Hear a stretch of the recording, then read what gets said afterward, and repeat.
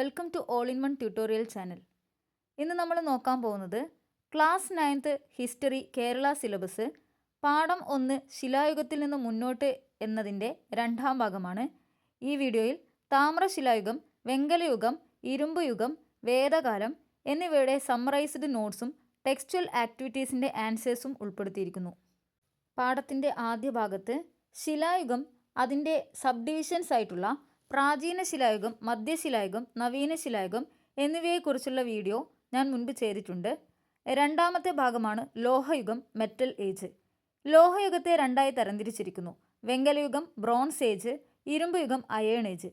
ഈ ഒരു വീഡിയോയിൽ ലോഹയുഗത്തിൻ്റെ പോയിന്റ്സുകളാണ് ഉൾപ്പെടുത്തിയിരിക്കുന്നത്. സോ നമുക്ക് പാഠത്തിലേക്ക് കടക്കാം. ലോഹയുഗം, മെറ്റൽ ഏജ്. മാനവ ചരിത്രത്തിൻ്റെ രണ്ടാം ഘട്ടമാണ് ലോഹയുഗം. ശിലയുടെ സ്ഥാനത്ത് ലോഹങ്ങൾ ഉപയോഗിച്ചതോടെ മനുഷ്യർ ലോഹയുഗത്തിലേക്ക് പ്രവേശിച്ചു. സാങ്കേതിക വിദ്യയിൽ മനുഷ്യർ കൈവരിച്ച പുരോഗതി വ്യക്തമായി പ്രകടമാകുന്ന കാലമാണ് ലോഹയുഗം. മനുഷ്യർ ആദ്യമായി ഉപയോഗിച്ചിരുന്ന ലോഹം ചെമ്പായിരുന്നു. മനുഷ്യർ ആയുധങ്ങളും ഉപകരണങ്ങളും ഉണ്ടാക്കാൻ ഉപയോഗിച്ച ലോഹങ്ങളെ അടിസ്ഥാനമാക്കി ലോഹയുഗത്തെ നമുക്ക് 3ആയി തരംതിരിക്കാം. മനുഷ്യർ കല്ലുപകരണങ്ങൾ ഉപയോഗിച്ചിരുന്ന കാലഘട്ടത്തെ നമ്മൾ ശിലായുഗമെന്ന് വിളിച്ചിരുന്നു. അതായിരുന്നു മാനവ ചരിത്രത്തിൻ്റെ ആദ്യഘട്ടമെങ്കിൽ ലോഹങ്ങൾ ഉപയോഗിച്ചുകൊണ്ട് മനുഷ്യർ അവരുടെ ഉപകരണങ്ങൾ ഉപയോഗിച്ചിരുന്ന കാലഘട്ടത്തെ ലോഹയുഗം എന്ന് വിളിക്കുന്നു. ഇത്തരത്തിൽ മനുഷ്യൻ ആദ്യമായി ഉപയോഗിക്കുന്ന ലോഹം ചെമ്പായിരുന്നു. അങ്ങനെ 3 തരം ലോഹങ്ങൾ ഉപയോഗിച്ചുകൊണ്ടുള്ള ലോഹയുഗങ്ങളാണ് കടന്നുപോയിട്ടുണ്ടായിരുന്നത്. അവയെ അടിസ്ഥാനമാക്കി ലോഹയുഗത്തെ 3 കാലഘട്ടമായി തരംതിരിക്കാം. എ. താമ്രശിലായുഗം, ബി. വെങ്കലയുഗം, സി. ഇരുമ്പ് യുഗം. മനുഷ്യർ ലോഹയുഗത്തിൽ ലോഹോപകരണങ്ങൾ ഉണ്ടാക്കാൻ വേണ്ടി ഉപയോഗിച്ചിരുന്ന ലോഹങ്ങളെ അടിസ്ഥാനമാക്കി ഈ കാലഘട്ടത്തെ 3ആയി തരംതിരിച്ചിരിക്കുന്നു. അതിലാദ്യത്തേത് താമ്രശിലായുഗം, രണ്ടാമത്തത് വെങ്കലയുഗം, മൂന്നാമത്തത് ഇരുമ്പ് യുഗം എന്നറിയപ്പെടുന്നു. എ. താമ്രശിലായുഗം, ചാൽക്കോലിത്തിക് ഏജ്. മനുഷ്യർ ശിലാ ഉപകരണങ്ങൾക്കൊപ്പം ചെമ്പ് ഉപകരണങ്ങളും ഉപയോഗിച്ചിരുന്ന കാലത്തെ താമ്രശിലായുഗം എന്ന് വിളിക്കുന്നു.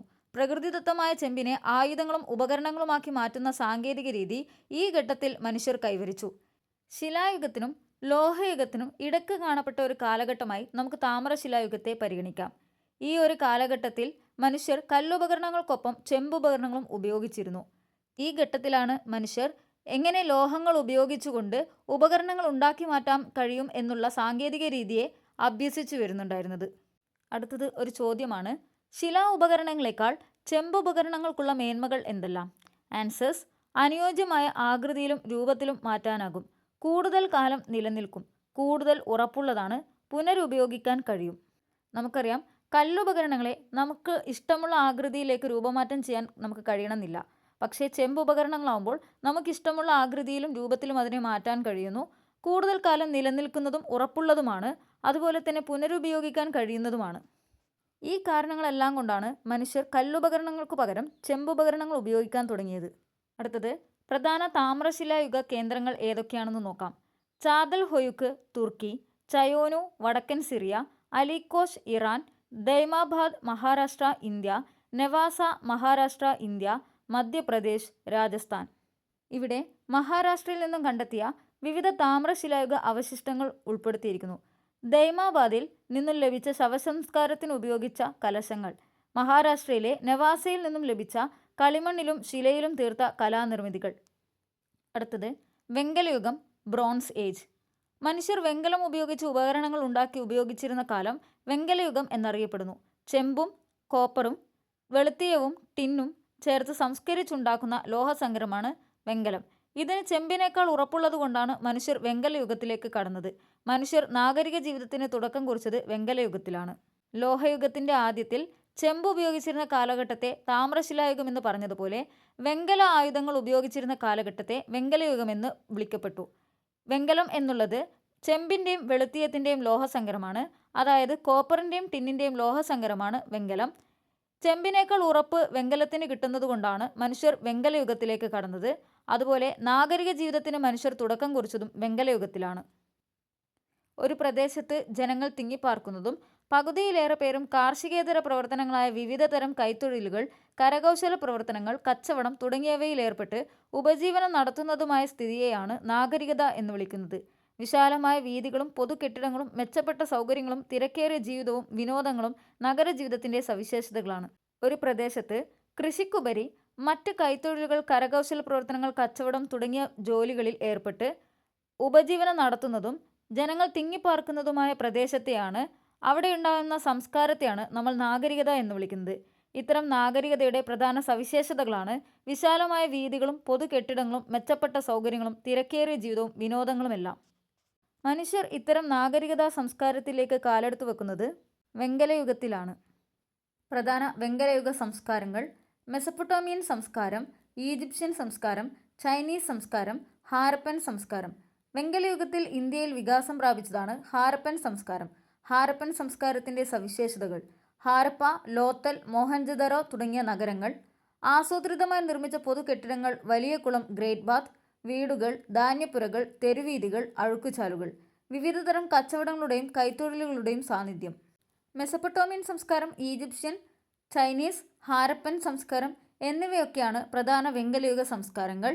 ഇതിൽ ഇന്ത്യയിൽ വികാസം പ്രാപിച്ചതാണ് ഹാരപ്പൻ സംസ്കാരം. ഹാരപ്പൻ സംസ്കാരത്തിൻ്റെ പ്രധാന നഗരങ്ങളാണ് ഹാരപ്പ, ലോത്തൽ, മോഹൻജദാരോ. അതുപോലെ ഈ കാലഘട്ടത്തിൻ്റെ പ്രത്യേകതകളാണ് ആസൂത്രിതമായി നിർമ്മിച്ച പൊതു കെട്ടിടങ്ങൾ, വലിയ കുളം, വീടുകൾ, ധാന്യപ്പുരകൾ, തെരുവീഥികൾ, അഴുക്കുചാലുകൾ എന്നിവ. ഇതിനു പുറമെ വിവിധ തരം കച്ചവടങ്ങളുടെയും കൈത്തൊഴിലുകളുടെയും സാന്നിധ്യവും ഹാരപ്പൻ സംസ്കാരത്തിൽ നിലനിന്നിരുന്നു. അതുകൊണ്ട് ഹാരപ്പൻ സംസ്കാരത്തെ ഇന്ത്യയുടെ ചരിത്രത്തിൽ ഒന്നാം നഗരവൽക്കരണം എന്നറിയപ്പെടുന്നു. അടുത്തതാണ് ഇരുമ്പ് യുഗം, അയേൺ ഏജ്. മനുഷ്യർ ഇരുമ്പുപയോഗിച്ച് ഉപകരണങ്ങൾ നിർമ്മിച്ചുപയോഗിച്ചിരുന്ന കാലത്തെ ഇരുമ്പ് യുഗം എന്ന് വിളിക്കുന്നു. ചെമ്പിനേക്കാളും വെങ്കലത്തേക്കാളും ഇരുമ്പുപകരണങ്ങൾക്ക് ഉറപ്പ് ലഭിച്ചിരുന്നു. ഈ കാലത്താണ് വേദങ്ങളുടെ ആവിർഭാവം ഉണ്ടാകുന്നത്. നമ്മൾ ലോഹയുഗത്തിൻ്റെ ആദ്യ കാലഘട്ടം ചെമ്പാണ് ഉപയോഗിച്ചിരുന്നതെന്നും പിന്നീട് വെങ്കലം ഉപയോഗിച്ചു എന്നും കണ്ടു. ഇത്തരത്തിൽ മൂന്നാമതായി മനുഷ്യർ ഉപയോഗിച്ചിരുന്നത് ഇരുമ്പാണ്. ആ കാലഘട്ടത്തെ ഇരുമ്പ് യുഗം എന്ന് വിളിക്കുന്നു. ചെമ്പിനേക്കാളും വെങ്കലത്തേക്കാളും ഇരുമ്പിന് ഉറപ്പ് കിട്ടിയതുകൊണ്ടാണ് ഈ കാലഘട്ടത്തിലേക്ക് മനുഷ്യർ കടക്കുന്നത്. ഈ കാലത്താണ് വേദങ്ങളുടെ ആവിർഭാവം ഉണ്ടാകുന്നത്. ഇനി എന്താണ് വേദകാലം എന്ന് നോക്കാം. വേദകാലം, വേദിക് ഏജ്. ഇന്ത്യയിൽ ഹാരപ്പൻ സംസ്കാരത്തിൻ്റെ തകർച്ചയ്ക്ക് ശേഷം സപ്തസിന്ധു, ഇന്ത്യയുടെ വടക്ക് പടിഞ്ഞാറ് പ്രദേശത്ത് ആര്യന്മാർ കടന്നു വന്നിരുന്നു. ഭാഷാപരമായ തെളിവുകളുടെ അടിസ്ഥാനത്തിൽ ആര്യന്മാരുടെ ജന്മദേശം മധ്യ ഏഷ്യ ആണെന്ന് കണക്കാക്കപ്പെടുന്നു. ഇൻഡോ യൂറോപ്യൻ ഭാഷാ കുടുംബത്തിൽ ഉൾപ്പെടുന്ന ഭാഷയാണ് ഇവർ സംസാരിച്ചിരുന്നത്. വേദങ്ങളിൽ നിന്നുമാണ് ഈ കാലഘട്ടത്തെക്കുറിച്ചുള്ള അറിവുകൾ ലഭിച്ചത് എന്നുള്ളതുകൊണ്ട് ഈ കാലത്തെ വേദകാലം എന്ന് വിളിക്കുന്നു. ഇന്ത്യയിൽ വെങ്കലയുഗ കാലത്ത് ഹാരപ്പൻ സംസ്കാരം നിലനിന്നിരുന്നു എന്ന് നമ്മൾ കണ്ടിട്ടുണ്ട്. ഈ ഹാരപ്പൻ സംസ്കാരത്തിൻ്റെ തകർച്ചയ്ക്ക് ശേഷം ഇന്ത്യയിലേക്ക് മധ്യേഷ്യയിൽ നിന്നും ആര്യന്മാരുടെ കടന്നുകയറ്റം ഉണ്ടാകുന്നു. ഇൻഡോ യൂറോപ്യൻ ഭാഷകൾ സംസാരിച്ചിരുന്നവരെയാണ് ആര്യന്മാർ എന്ന് വിളിച്ചിരുന്നത്. ഇവരെക്കുറിച്ചുള്ള അറിവുകൾ നമുക്ക് ലഭിക്കുന്നത് വേദങ്ങളിലൂടെ ആയതിനാലാണ് ഈ കാലത്തെ വേദകാലം എന്ന് വിളിക്കുന്നത്. അടുത്തതായി എന്താണ് സപ്തസിന്ധു പ്രദേശം, ഇൻഡോ യൂറോപ്യൻ ഭാഷകൾ, വേദസാഹിത്യം, വർണ്ണവ്യവസ്ഥ എന്നൊക്കെ നോക്കാം. സപ്തസിന്ധു പ്രദേശം. സിന്ധു നദിയും അതിൻ്റെ പോഷക നദികളും ഉൾപ്പെടുന്ന പ്രദേശമാണ് സപ്തസിന്ധു പ്രദേശം. ഇൻഡോ യൂറോപ്യൻ ഭാഷകൾ: Sanskrit, Latin, Greek, German, English, Swedish, Russian, Polish, Italian, Spanish, French, Romanian എന്നീ ഭാഷകൾ ഇതിൽ ഉൾപ്പെടുന്നു. അടുത്തതായി വേദസാഹിത്യം. വേദം എന്നാൽ അറിവ്, വിദ് എന്നാണ് അർത്ഥം. വേദങ്ങൾ 4 എണ്ണമാണ്. അവ ഋഗ്വേദം, യജുർവേദം, സാമവേദം, അഥർവവേദം എന്നിവയാണ്. ഇവയിൽ ഋഗ്വേദമാണ് ആദ്യത്തേത്. 4 വേദങ്ങൾ കൂടാതെ അനുബന്ധങ്ങളായി ബ്രാഹ്മണങ്ങൾ, ആരണ്യകങ്ങൾ, ഉപനിഷത്തുകൾ എന്നിവയും വേദസാഹിത്യത്തിൻ്റെ ഭാഗമാണ്. വേദകാലത്തെക്കുറിച്ചുള്ള പഠനത്തിനായുള്ള ഏറ്റവും പ്രധാനപ്പെട്ട സ്രോതസ്സാണ് വേദസാഹിത്യം. അടുത്തത് വർണ്ണവ്യവസ്ഥ. വർണ്ണങ്ങൾ 4 എണ്ണം ഉണ്ടായിരുന്നു. പൗരോഹിത്യത്തിൽ ഏർപ്പെട്ടവർ ബ്രാഹ്മണരും, രാജ്യഭരണവും സംരക്ഷണവും നടത്തിയവർ ക്ഷത്രിയരും, കൃഷിയിലും കച്ചവടത്തിലും ഏർപ്പെട്ടിരുന്നവർ വൈശ്യരും, ഈ 3 വിഭാഗങ്ങൾക്കും ദാസ്യവൃത്തി ചെയ്തിരുന്നവർ ശൂദ്രരും ആയിരുന്നു. സിന്ധു നദിയും അതിൻ്റെ പോഷക നദികളും ഉൾപ്പെടുന്ന ഭാഗത്തെയാണ് സപ്തസിന്ധു പ്രദേശം എന്നറിയപ്പെടുന്നത്. ആര്യന്മാർ സംസാരിച്ചിരുന്നത് ഇൻഡോ യൂറോപ്യൻ ഭാഷകളാണെന്ന് പറഞ്ഞിട്ടുണ്ട്. അവ Sanskrit, Latin, Greek, German, English, Swedish, Russian, Polish, Italian, Spanish, French, Romanian ഭാഷകളാണെന്ന് ഇവിടെ ഉൾപ്പെടുത്തിയിരിക്കുന്നു. അടുത്തതായിട്ട് വേദകാലത്ത് 4 വേദങ്ങളാണ് ഉണ്ടായിട്ടുള്ളത്. അവ ഋഗ്വേദം, യജുർവേദം, സാമവേദം, അഥർവവേദം എന്നിവയാണെന്ന് നമുക്കറിയാം. ഇവയിൽ ഏറ്റവും ആദ്യത്തേത് ഋഗ്വേദമാണ്. അതുപോലെ തന്നെ ചാതുർവർണ്ണ വ്യവസ്ഥ എന്താണെന്ന് പറഞ്ഞിരിക്കുന്നു. 4 വർണ്ണങ്ങളായിട്ടായിരുന്നു അക്കാലത്ത് സമൂഹത്തെ വേർതിരിച്ചിരുന്നത്.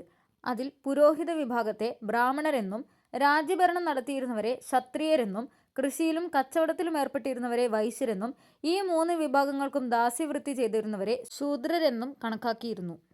വേദകാലത്തെ രണ്ടായി തരംതിരിക്കുന്നു.